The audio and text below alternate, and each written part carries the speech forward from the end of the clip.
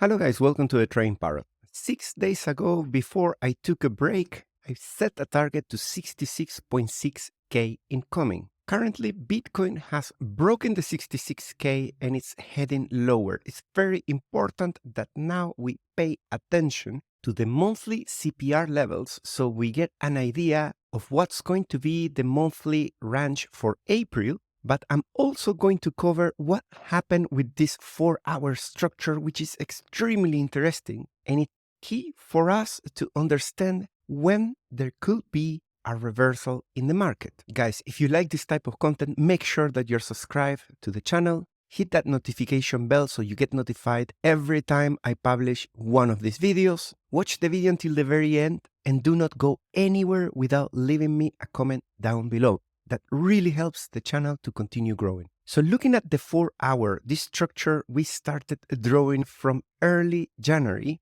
formed by this yellow triangle, and you can see how we were losing the structure little by little, testing it as resistance, having this fake out here to the top, and finally the last nail in the coffin was precisely at the juncture of the two yellow lines. From there we started coming back below. Unfortunately, on Sunday and the full weekend, I was away taking a break with friends and family, so I wasn't able to follow this. But I woke up this morning to the surprise that our last resistance line got touched for a fourth time, and from there started coming back below. At the moment, you can also see that the red dotted line has also been lost. For a reversal, I'm starting to look for a double bottom here, but if you want to get notified when that actually happens, for a potential bullish breakout from here, make sure that you're following me on Twitter. Any time-sensitive alerts are going to be sent to my account Trading Parrot. We also care about the monthly CPR levels. Currently, we are about to lose the April pivots. These three white lines here are of pivots, and they define the line in the sand between being in an uptrend or a downtrend. You can see that April looks like a very narrow month compared to the CPR levels in the previous months, where, for example, in March, we had a range that spanned from 25k to 91k. This month is way more tight, implying that there can be some volatility right after this. The reason this is so tight is because we had a previous month that was very sideways. As you can see, we only touch one of all the lines, which is the first resistance. Let's look at the range for April that spans from 47k, 53, 62, and in terms of resistance, we have 77, 82.8, and 92k. Any of these levels are reachable within the span of a month. There can be some moves to the upside, like, for example, we could have a dead cat bounce from around here. We could even go to 91k. We're going to look into the daily chart to see as well what's the current trend. And the problem I have with the current trend is that it's divided. The price is indicating one thing and the momentum is indicating the opposite, suggesting that this upward sloping channel on the price is an uptrend, but this one here is a downtrend. We can also see that the top on the daily here didn't manage to make a higher high. We haven't yet done any lower low, but if you focus on the channel form by LuxAlgo price action concepts indicator here, the premium version is showing that if this day we close below this blue line, there's a high likelihood that we might go after all the liquidity that is below the price, starting with the one formed by the connection of these two dots, the white dotted line and the yellow line horizontal, the blue being lost. Let's say it this way, there's a lot of incentive for the price to lose 62k and come after all this liquidity here. The largest bucket of liquidity, again from price action concepts from LuxAlgo, is the level of 49, and if we go back to CPR, we have this at 47.5. That's the lowest that the CPR model is telling us that we could visit. We are finally seeing a downwards sloping channel in the RSI. Since around February, when we started forming this head and shoulders pattern here, and even before we broke below the yellow line, the major one here, I was already expecting to see a formation sinusoidal like the one we are seeing here to the downside. I mentioned that we can have moves to the upside, but since the momentum is lost, the bears are going to take control. You can even see on the daily that the dotted white line for the day is looking like we're going to lose it as well. Of course, the daily candle for today, Tuesday, is still not closed, but so far we are below. We need to see if this is going to hold as support as well. If we look at this volume profile here, you can see that we have lots of volume located, formed by this price action here. We also have loads of volume around here, formed by this sideways action from early January. And my take on this is that if we finally manage to make a lower low around here, the fall might get very, very volatile, and we could very quickly come to this area of major support formed by this order block together with the highest level of volume profile next to this. So a visit to 51 towards 47.5 is not totally crazy. So be prepared for something like that, but don't count on it. That's the trick. I think this daily close has a lot to say. If this closes like this,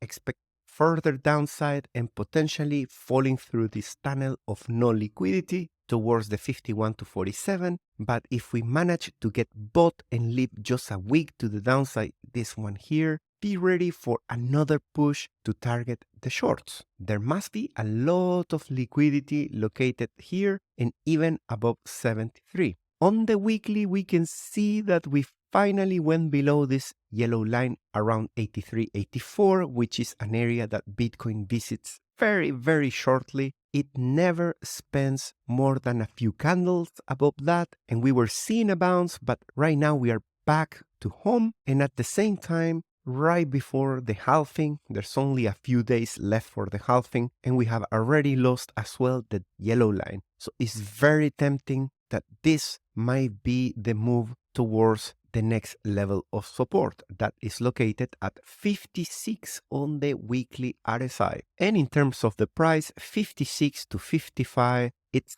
currently located at 54.4K. Of course, going there is assuming that this level is going to hold and that the bull market still has steam to continue going up. So we are bullish as long as we hold weekly RSI 56, but we could enter a bearish trend on the weekly subject to losing that level. And I'm just saying we need to see once and if we get there. Last week, 6 days ago, as well, I show you on Twitter. I remind you, follow me on Twitter, Trading Parrot. I'm showing you the most meaningful things that you need to be paying attention to determine the price direction. I mentioned when we were around here at 72 doing this dead cat bounce that there is still left liquidity from the CME gap from 64 to 66. And as you can see, we have filled all the CME gaps in this proximity. They not always get filled, but since the momentum is lost, it was a big opportunity to target that with a short. In my previous videos, I also cover the monthly, and I say that if March closes above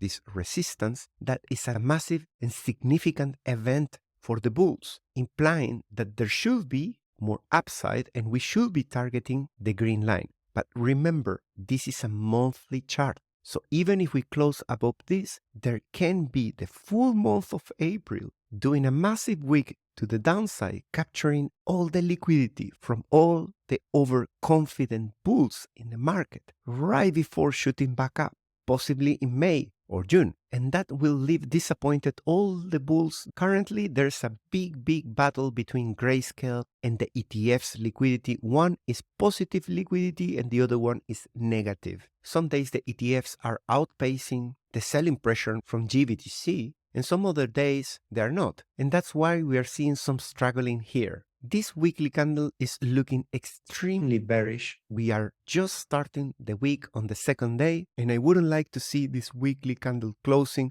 below the highest level here, which we already proved to be support. So coming back below here is showing weakness in the market. And definitely a close below this is a really bad sign. Whereas if we manage to live just another week to the downside like this, that will mean that traders have enough proof that this is not gonna break and that we are going to continue going up from there.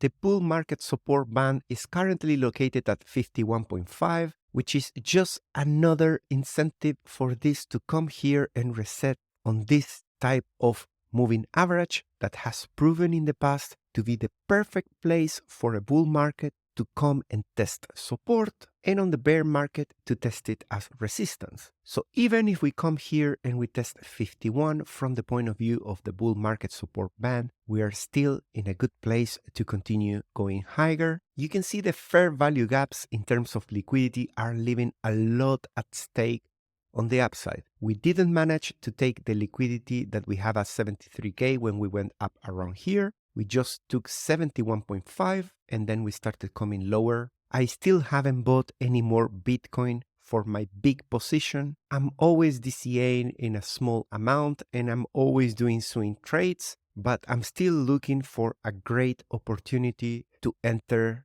big in a position with Bitcoin. And that will come if we get a decent correction. And I remind you, I will be the first one to let you know once I do that. A month ago, it seemed like all the models I have are not working. I just want to give you a very quick update, especially for all of those of you that were thinking that all the models, thanks to the ETF, are going to stop working. As you can see here, this model has respected all history, this as a resistance, and this time wasn't any different. The golden ratio multiplier as well so far has been rejected by 73K. Again, you were probably laughing about this crazy indicator that was showing that big whales are selling, and I told you when we were above the ratio of 2, and I made a full dedicated video about that event to make you aware that typically comes very soon with a big sell of Bitcoin. I can still see some spikes of large wallets depositing into exchanges. My job is to keep you updated. You can take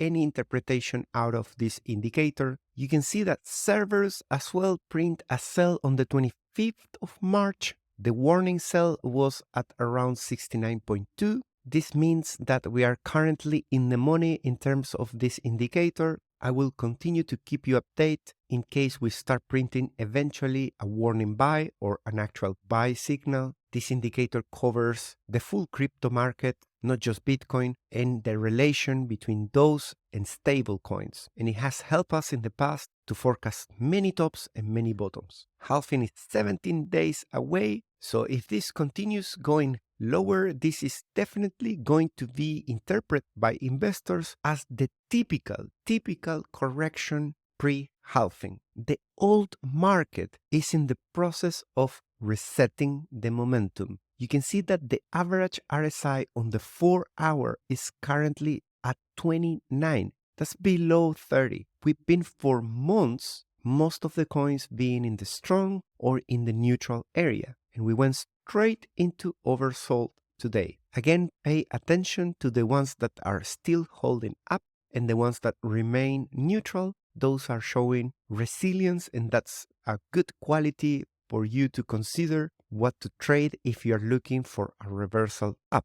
It doesn't mean that these are bad coins, it just means that probably they were too overbought and people took profits in a very aggressive way in the past hours. As I'm progressing with the video, I can see that Bitcoin has also lost 65, so we are still in the process of trying to find the next support. I will look for 62, I will need confirmation, but that's where I'm pointing my eyes initially. But if there is a big correction, I will expect that 51 to 47, as I mentioned before, are very interesting targets for me to start re-entering on Bitcoin a lot more aggressive than if we just fall to 62. Alright guys, I hope you enjoyed this video. I'll see you in the next one. Take care. Bye bye.